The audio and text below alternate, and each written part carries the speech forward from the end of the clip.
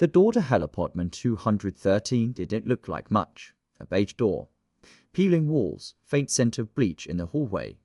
But what police found behind it on July 22nd, 1991 was so grotesque, so unimaginable some officers never returned to the job. This wasn't just murder, it wasn't even just evil, it was clinical cold and terrifying in its precision. This was Jeffrey Dahmer, a man who killed not for passion or money but to possess. To preserve. To turn his victims into objects.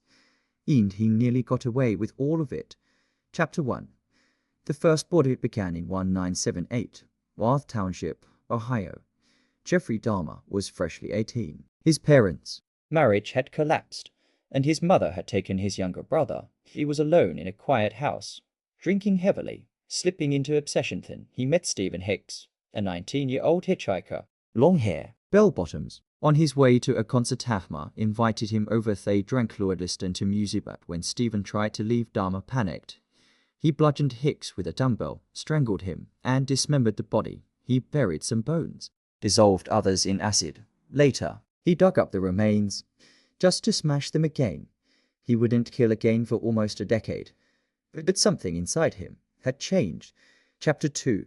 Silence and restraint. Dahmer drifted through the 1980s like a shadow. He joined the army, stationed in Germany, discharged for alcohol abuse. Years later, former bunkmates would recall strange nights, waking up foggy and dressed, and seeing Dahmer staring at them. But no charges were filed, and once again, he vanished. In 1987, the silence broke. Dahmer met Stephen Toomey at a Milwaukee hotel. He claimed they drank and fell asleep. When he awoke, Toomey was dead, his chest caved in. Dahmer didn't call the police. He bought a suitcase, stuffed the body inside, took it back to his grandmother's house. And that's where the murders began. Chapter 3. The grandmother's basement. For 2 years, Dahmer lived with his grandmother. She knew he drank, knew he kept odd hours, but she didn't know what he was doing downstairs. One by one, young men disappeared after visiting him. He'd lure them home, drug them, kill them, have sex with their corpses, take photos, dismember them, and dispose of the remains. He was nearly caught, more than once. Chapter 4. Warnings ignored. In 1988, Dahmer was arrested for sexually assaulting a 13-year-old boy. He was sentenced to a year in jail and 5 years probation, but he served just 10 months, then walked free. Even worse, in 1991, he would lure that boy's younger brother, Connor Somphone, into his apartment, drug him, and try to turn him into a sex zombie. When Connor escaped naked, bleeding, and drugged, neighbors called 911. But when police arrived, Dahmer convinced them the boy was his 19-year-old boyfriend. Having a domestic dispute, they laughed it off and gave the boy back to Dahmer. He killed Connor within an hour. The officers who returned him were later reinstated with honors. Chapter 5. Inside the freezer. The discovery everything changed on July 22nd, 1991. Tracy Edwards escaped Dahmer's grip, flagged down police, led them to apartment 213. Officer Rolf Mueller stepped inside and opened the fridge. What he saw made his knees buckle. A human head, face intact, eyes open. In the freezer, 3 more heads. A heart, muscle tissue, labeled stacked like leftovers. In the closet, 7 bleached skulls, a shrine in progress on the floor, a barrel filled with acid and rotting torsos. The walls were lined with Polaroids, each victim photographed before, during, and after death. And yet, the most disturbing part wasn't the bodies, or the methods, or even the apartment. It was how Jeffrey Dahmer got away with it. Again, and again, and again. The system failed. The warnings were there, the screams were real, and still, no one stopped him. Chapter 6. The 17 WHO never came home's event in men, each with a name, a face, a family, but for years, most people only remembered one name: Jeffrey Dahmer. Here are the names you should remember: Stephen Hicks, 18, Stephen Toomey, 25, James Dockstader, 14, Richard Guerrero, 22, Anthony Sears, 26, Raymond Smith, 32, Edward Smith, 28, Ernest Miller, 22, David Thomas, 23, Curtis Straughter, 17, Errol Lindsay, 19, Tony Hughes, 31, Connor Somphone, 14, Matt Turner, 20, Jeremiah Weinberger, 23, Oliver Lacey, 23, Joseph Breithaft, 25, most were black or Latino. Many were gay, some were homeless, some deaf, some undocumented, all vulnerable. Dahmer didn't hunt at random. He hunted those he believed society wouldn't protect. And he was right. Chapter 7. The Missed Opportunity. SB 27. 1991.13-year-old Konorak synth Somphone escaped from Dahmer's apartment. He was naked, disoriented, bleeding. 3 young black women found him, called 911, pleaded with officers to help. But when police arrived, Dahmer emerged, calm, smiling. He claimed the boy was 19. His boyfriend. They had a lover's quarrel. Konorak couldn't speak, he was drugged and dying. The officers laughed and escorted them both back inside. That was the last time anyone saw Konorak alive. One of those same officers had arrested Dahmer years earlier for child molestation, but he didn't recognize him, and even when dispatch told them this address is flagged registered sex offender, they ignored it. Their names? John Bolsazak and Joseph Gabrish. They were fired, then quietly reinstated. Later voted Officers of the Year by their union. Chapter 8. Inside a killer's heading. His confession. Jeffrey Dahmer was cold, clear, precise. He admitted everything calmly, where he met each victim, what he did to them, what he kept, and why. I wanted to keep them with me. I didn't want them to leave, he said. He told investigators he tried to create living sex zombies. He drilled holes in victims' skulls, poured in acid, sometimes boiling water, all in an attempt to make them brain dead but physically alive. The plan never worked. They died every time, but Dahmer didn't stop trying. Chapter 9. How did no one know? Neighbors complained about the smell, about screaming, about tools running late at night. Some even saw young boys trying to flee, reported it, begged police to investigate. But nothing happened. Many of Dahmer's victims were reported missing, filed in police databases. Some had open cases, but no one made the connection. And no pattern was drawn. One detective later admitted, "We had all the names. We just never put them on the same page." Chapter 10. The community responds. When the truth came out, Milwaukee erupted. Asian American families demanded answers for the death of Konorak. Black and brown communities accused the police of deliberate neglect. The LGBTQ+ community mourned men who had been ignored and erased. People asked, would Dahmer have gotten away with this if his victims had been white? If they had been women? If the police had cared? Outside the courthouse, signs read, "We tried to stop him. You wouldn't listen. The system failed us all." Chapter 11. Trial of a Monster. In 1992, Jeffrey Dahmer stood trial for 15 counts of murder. He pleaded guilty, but claimed he was insane. The court didn't buy it. Psychiatrists were divided. Some called him mentally ill. Others said he was cold, calculating, and fully aware of his actions. The jury deliberated for 5 hours. Guilty on all counts. Sentenced to 15 life terms, 957 years in prison. But he wouldn't serve even 5 in prison. Jeffrey Dahmer read the Bible, claimed to find God, was baptized, smiled for cameras, seemed peaceful. But in 1994, just 3 years into his sentence here, was attacked in the prison gym with a steel bar.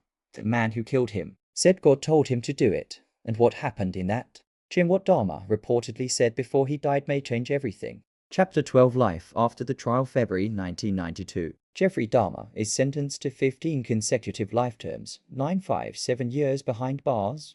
He's transferred to Columbia Correctional Institution, Portage, Wisconsin, a maximum security prison. But even there, Dahmer isn't just another inmate. He's infamous, a cannibal, a serial killer, a national obsession. At first, he's kept in solitary for his own protection. No cellmates. No yard time. No contact.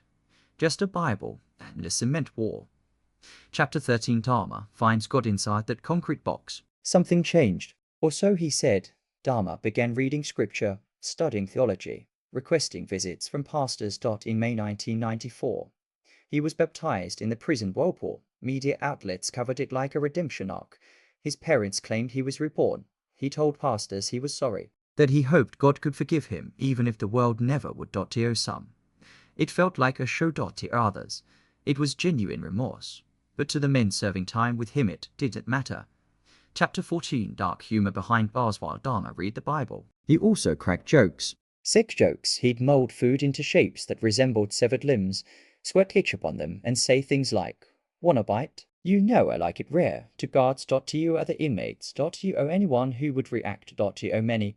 It was mockery, proof that he didn't really change. And eventually he laughed at the wrong man. Chapter 15, November 28th, 1994. That morning, Jeffrey Dahmer was assigned janitorial duty. So was inmate Jesse Anderson, a convicted wife killer, and one more man, Christopher Scarver. Scarver was doing life for murder. He was quiet, kept to himself, but he hated Dahmer. In his own words, "God told me to do it."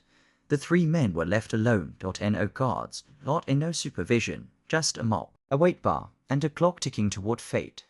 Chapter 16. I knew he was dead. It happened fast and brutal. Scarver cornered Dahmer near a locker, used a 20-inch steel bar from a broken weight machine, beat him over and over and over. He then walked across the gym and did the same to Jesse Anderson. Both men were found in pools of blood, one breathing, one not. Dahmer's skull was crushed, his face unrecognizable. He was declared dead an hour later. Chapter 17. God told me to do it. When asked why he did it, Christopher Scarver didn't hesitate. He was unrepentant, mocking. He'd laugh about eating people. Some things God doesn't let you get away with. He claimed he was pushed too far, that he was the instrument of justice. He later wrote in letters that Dahmer would taunt inmates and guards alike, that prison staff seemed to almost invite a confrontation. Some believe Scarver was manipulated, others believe he did what the state couldn't. One thing is certain: he finished what many wished had happened long before. Chapter 18. Conspiracy or coincidence? The questions came quickly. Why were the three men left alone? Why weren't guards watching the most infamous inmate in America? Why wasn't the gym cleared? Some called it negligence, others called it a hit. Whispers spread that guards turned their backs, that Scarver was nudged into action, that someone wanted Dahmer gone, and they made it easy. The Department of Corrections denied all of it, but no one was ever punished. Chapter 19. Was justice served? When news of Dahmer's death broke, the reactions were split. Some celebrated, others mourned, not for him, but for closure lost. Many victims' families said the same thing. I wanted him to rot, not die. His death denied them the long-term justice they hoped for. No years of reflection. No aging in a cell. No slow decay. Just a blooded end. In a prison gym, was it justice or revenge? In the back of Dahmer's closet was something else. A homemade shrine, 2 candles, 11 painted skulls, mirrors, photos. He told police he wanted to create a private altar, somewhere he could sit and relive each murder. But what was it really? A trophy room, a religious space, a window into something even darker. He died before he ever finished it, but parts of it survived, and the truth about that altar might be the key to understanding the real Jeffrey Dahmer. Chapter 20. Bones, candles, and mirrors stuck in the back corner of apartment 213. In a locked cabinet beside Dahmer's bed was a chilling construction in progress. 11 skulls, some painted black, others bleached, placed carefully on a black table. 2 candles on either end, a mirror mounted behind them. In the center, Polaroids, fragments of clothing, a cross, a knife, a jar. To police, it was confusing. To psychologists, it was revealing. This wasn't just a pile of trophies. This was a shrine. But what was it for? Chapter 21. I wanted a place to reflect. In his confession, Dahmer explained it was going to be a private place, a place where I could sit and think about what I'd done. But he wasn't remorseful. He said he wanted to feel at peace with his victims. To relive his kills and maintain control. Even after death, he never finished it. He was arrested before it was complete, but the layout was nearly done. It wasn't just a ritual space. It was a monument to ownership. Chapter 22. Psychological profiler. Forensic psychologists studied Dahmer's shrine closely. They said it revealed 3 things. Compulsion to possess. The shrine wasn't random. Each item represented a man he wanted to keep forever. Control over death. Dahmer couldn't bear abandonment.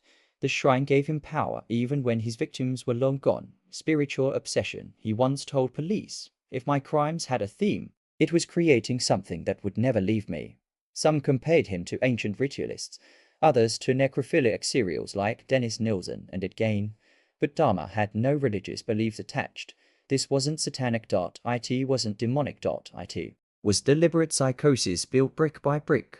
Chapter 23: A Shrine to Loneliness at its core. The shrine wasn't about death. It was about loneliness. Dahmer admitted that what he wanted most was a companion, someone who would leave, even if they weren't alive. He grew up isolated, bullied, abandoned by his mother, ignored by his father, invisible to the world. The shrine was his solution. If he couldn't keep people with love, he'd keep them with death. Chapter 24: The Altar and Serial Killer Behavior. Dahmer's shrine isn't unique. Serial killers often keep mementos, locks of hair, clothing, body parts. Why? Because it lets them relive the thrill. It turns victims into objects and makes the killer feel powerful again and again. But Dahmer took it further. He didn't just keep skulls. He was designing a ritual with candles, arrangement, focus points. It was methodical. One profiler called it a sacred space, not for worship, but for control. Another said Dahmer didn't want followers. He wanted furniture. Chapter 25: Hidden Symbolism. Each item in the shrine had a function. The mirror reflected himself surrounded by death. The skulls were trophies, but arranged like a courtroom. The candles were ritualistic light in a room of rot. The cross was likely symbolic, a twisted knot to power over life and death. Dahmer never explained all the meanings, but he said, I wanted to feel like they were still there with me, sitting with me. To him, this wasn't horror. It was comfort. Chapter 26: Was he building towards something worse? Some investigators believe the shrine wasn't the end. It was just the beginning. There were notes, sketches, a possible floor plan. Some experts think Dahmer wanted to build a larger room with preserved bodies, pillars made of bones, a full ritual hall. He never got the chance, but his intent was clear. He wasn't finished. Chapter 27: The shrine destroyed after Dahmer's arrest. All evidence was collected. The altar, the skulls, the Polaroids, the candles, the acid barrel, everything was stored and later destroyed. The city of Milwaukee held a private incineration. No press, no families, no protests. They wanted the evidence gone, burned, buried, forgotten. But one man fought to preserve it, a forensic psychiatrist who said, destroying evidence won't destroy what created him. Chapter 28: Legacy of the Shrine. Despite its destruction, the shrine lives on. In documentaries. In photos. In nightmares. It's become a symbol of the quiet madness that can build behind closed doors. A reminder that evil doesn't always scream. Sometimes it sits quietly, arranging candles, bleaching skulls, planning something bigger, and no one notices. But there's more. Hidden among police archives are hours of interview tapes, raw, unfiltered, unreleased. Dahmer speaking in his own voice, explaining everything, but revealing something else, something that wasn't in court, something no jury heard.